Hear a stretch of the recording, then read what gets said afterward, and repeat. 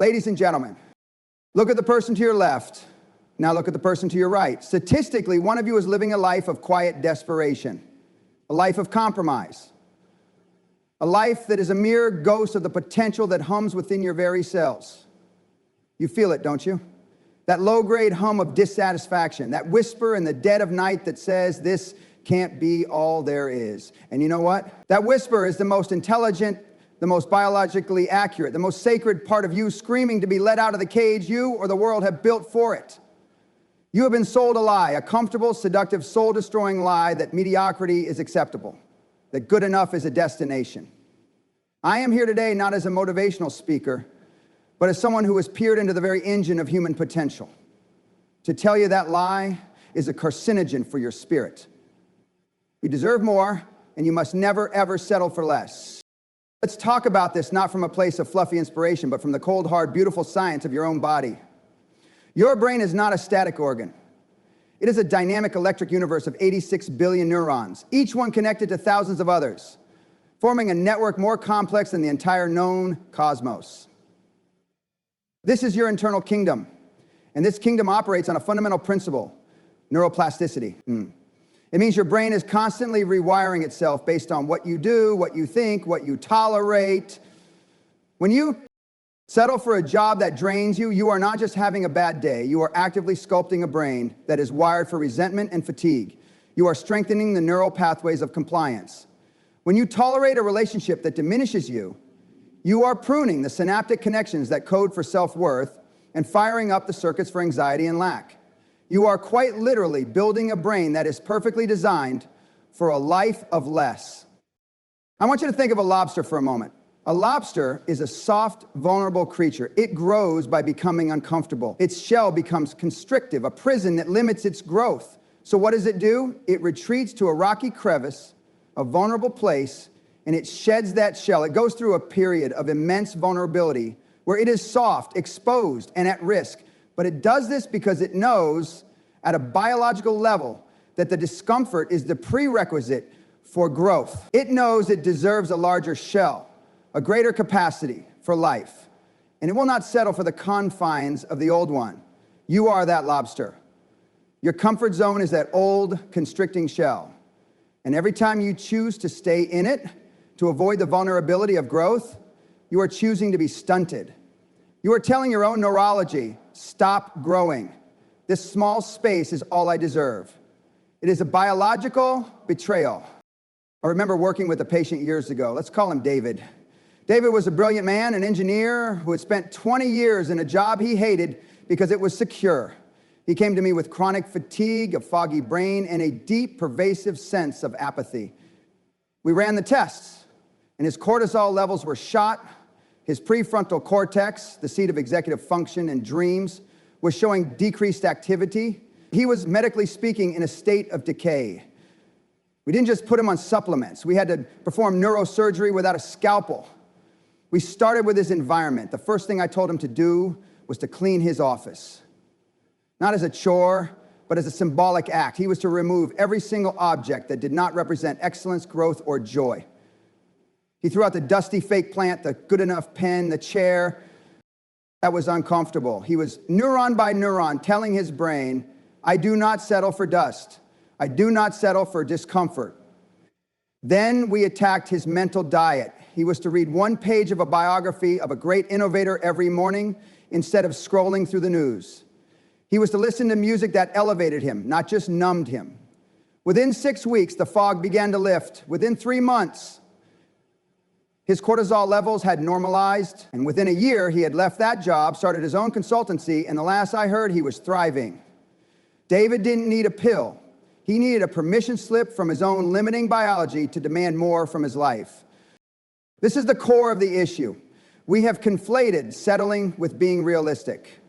We have mistaken comfort for happiness. But let me be unequivocally clear. Comfort is the enemy of achievement. Your brain is designed to solve problems, to overcome challenges, to ascend. When you remove the climb, you remove the purpose. The dopamine hits you get from easy distractions, the social media likes, the binge watching, the junk food, are cheap substitutes for the profound neurochemical rewards of actual accomplishment. You are tricking your reward system with counterfeit currency, and deep down your spirit knows it. That knowing is the source of your anxiety, your depression, your feeling of being lost. It is not a chemical imbalance in the abstract, it is a purpose imbalance. It is the scream of a potential that has been suffocated by the pillow of mediocrity. So what is the alternative? It is to declare war on the mediocre in every facet of your existence. It is to become a ruthless curator of your own life, your time, your relationships, your diet, your information intake. All of it must be subjected to a single, non-negotiable question. Does this serve my growth? Does this reflect the more that I deserve? This is not about being selfish. It is about being sovereign. You cannot give the world your gift if you're constantly running on empty. If your cup is filled with the bitter dregs of compromise, you must fill your own cup first with such abundance that it overflows and nourishes everyone around you. This is the highest form of service. To settle for a drained, resentful, half-alive version of yourself is not humility. It is a profound disservice to a world that needs your unique fire, your unique genius, now more than ever. This requires a level of honesty that most people spend their entire lives avoiding. It means looking at your circle of 5 closest people and having the courage to ask, are these individuals elevating me or are they anchoring me to the ocean floor of their own limitations? You see, your brain has mirror neurons, a brilliant system designed for empathy and learning, but it is a double-edged sword. These neurons don't discriminate between good habits and bad ones. They simply mirror the environment you place yourself in. If you surround yourself with people who gossip, who complain, who have settled for a life of someday, and if only, your own neural circuitry will begin to fire in that pattern of victimhood and excuse-making. It is a biological inevitability. You are absorbing their operational software. To believe you are immune is the height of arrogance and self-delusion. You must be willing to make the hard choices. To, as the old saying goes, go to a higher mountain. This isn't about discarding people. It is about understanding that you cannot save someone from drowning if you yourself are clinging to the same piece of wreckage. Your primary responsibility is to get to solid ground, and from that place of strength, you can extend a hand. And let's talk about the body, the very vessel that carries this magnificent brain of yours. You believe you are a single entity, but you are a collaboration of 30 trillion cells, all listening to your commands. Every time you put processed, denatured, sugary, so-called food into your system, you are not just eating, you are issuing a decree. You are telling every one of those 30 trillion cells, I do not value you enough to give you premium fuel. You are not worth the effort of a healthy meal. You are settling for the cellular corruption of inflammation, for the mental fog of a gut microbiome in chaos. The science is unequivocal. Your gut is your second brain, producing more serotonin than your brain itself. When you settle for a poor diet, you are not just affecting your waistline. You are chemically engineering a state of depression and anxiety. You are literally building a body and a brain that is incapable of experiencing the more you deserve because you have starved it of the fundamental building blocks of vitality. The same principle applies to your physical strength. A body that is weak, that is stiff, that is unused, sends a constant signal of helplessness to the brain. It reinforces the neural pathways of incapability. But when you lift a weight that is heavy, when you push your cardiovascular system to adapt, when you make your body strong and resilient, you are doing far more than building muscle. You are forging a neural identity of a person who overcomes obstacles. You are creating a biological feedback loop of competence and power. Every single time you choose to move your body, to sweat, to strain, you are casting a vote for a version of yourself that does not settle. You are telling your entire organism, we are built for challenges. We are designed for ascent. This isn't vanity. It is the most profound form of systems engineering for high performance. Now, I can already hear the objections forming in some of your minds. It's too late for me. I have responsibilities. I'm not special. This is the language of the settlement. It is the ghost of your past failures and the fears of your future self conspiring to assassinate your present moment. Let me give you another insight from the frontier of neuroscience. Your brain does not know the difference between a real memory and a vividly imagined one. When you constantly replay your past failures, your insecurities, your stories of I can't, you are not reminiscing. You are actively rehearsing for future failure. You are cementing the identity of someone who settles. You are the screenwriter, director, and lead actor in the tragedy of your own life, and you're doing multiple takes of the worst scenes. You must, with ruthless determination, change the narrative. This is not positive thinking. This is strategic thinking. You must begin to visualize with terrifying detail the life you know you deserve. See yourself making that tough decision and thriving. Feel the emotion of signing that contract, of standing in that beautiful home, of looking into the eyes of a partner who truly sees and challenge you. By doing this, you are laying down new neural tracks. You are pre-firing the circuits of success. You are building a cognitive map to a destination you have not yet reached, so that when the opportunity arises, your brain recognizes the path. It knows the way home. And this brings us to the most critical application of this principle: your work, your craft, your contribution to the world. So many of you are trading your life energy, your precious, irreplaceable hours, for a paycheck that does not honor your potential. You are selling days of your life for a price that is an insult to the genius trapped inside you.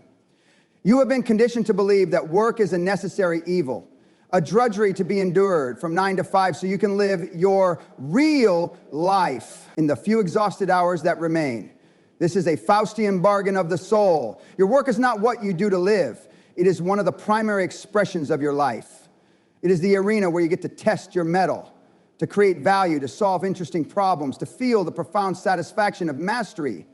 When you settle for a job that doesn't challenge you, that doesn't make you grow, you are committing a slow-motion suicide of the spirit. You are telling yourself your gifts are unimportant, that your potential is a hobby, not a mandate. I want you to understand the economic and spiritual reality of this. The world does not pay for average. The market does not reward good enough. It lavishly rewards excellence, unique insight, and brutal competence. It punishes the mediocre with a quiet, relentless indifference. When you decide to never settle for less in your professional life, you are not being greedy. You are being strategic. You are aligning yourself with the fundamental law of the universe, that energy flows where attention goes and value attracts reward. Stop asking for a raise.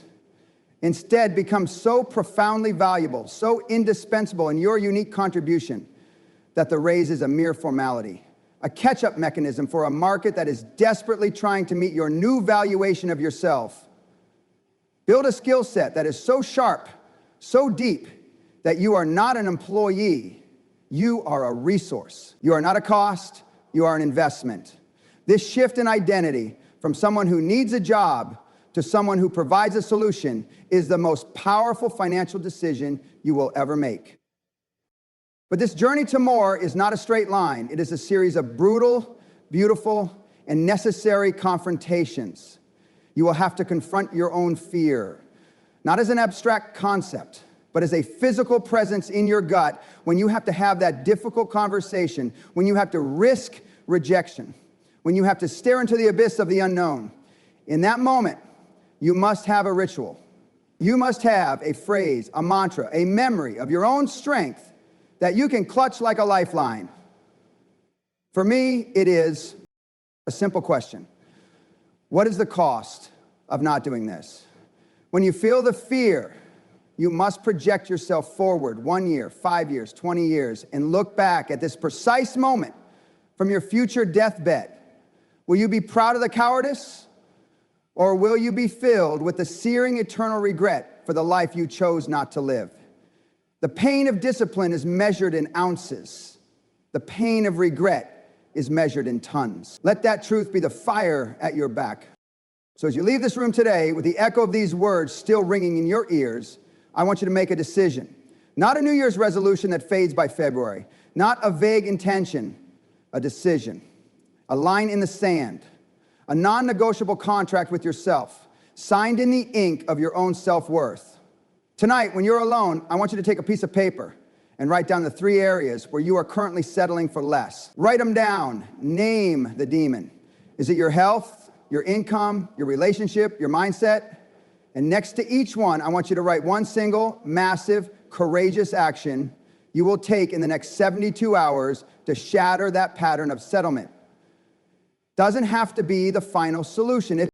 This has to be the first domino, the one push that sets the entire chain in motion. It might be a phone call you've been terrified to make. It might be throwing out the junk food in your pantry. It might be enrolling in that course. It might be telling someone you love them, or telling someone that the current situation is no longer acceptable. Do not leave this room the same person who walked in. That person was conditioned for less. That person was comfortable in their chains. You have now been presented with the master key to your own liberation. It is the unwavering, uncompromising belief that you were not put on this earth to pay bills, to get old, and to die. You were put here to become a masterpiece. You were put here to roar, not to whimper. You were put here to build an empire, not to rent a small apartment in the kingdom of mediocrity. The world is waiting for your unique fire. Do not insult it by offering a damp match. Go out there. Demand the best from yourself, give the best of yourself, and never, ever, for the rest of your glorious ascending life, settle for anything less.